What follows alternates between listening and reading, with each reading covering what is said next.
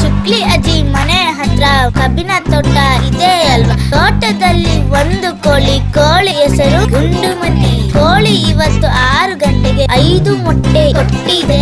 5 ಇಲ್ಲ 6.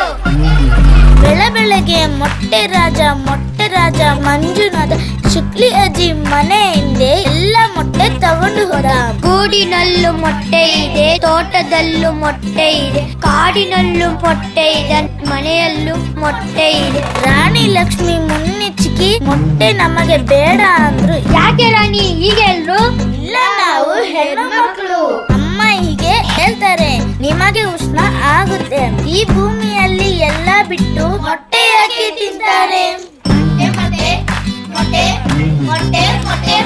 ನಮ್ ಶಿಷ್ಯರ್ ನಮಗೆ ಹೇಳಿದ್ರು ಮೊಟ್ಟೆ ನಮ್ಗೆ ತುಂಬಾ ಮುಖ್ಯ. ಹಲ್ಲು ಮೂಲೆ ಕೂದಲು ಕಣ್ಣು ಚೆನ್ನಾಗಿರ್ಬೇಕಂದ್ರೆ ಮೊಟ್ಟೆ ಬೇಕು. ಮುದ್ದೆ ಇದೆ, ಸಾರು ಇದೆ, ರೊಟ್ಟಿ ಇದೆ, ಮೊಸರು ಇದೆ, ಮತ್ತೆ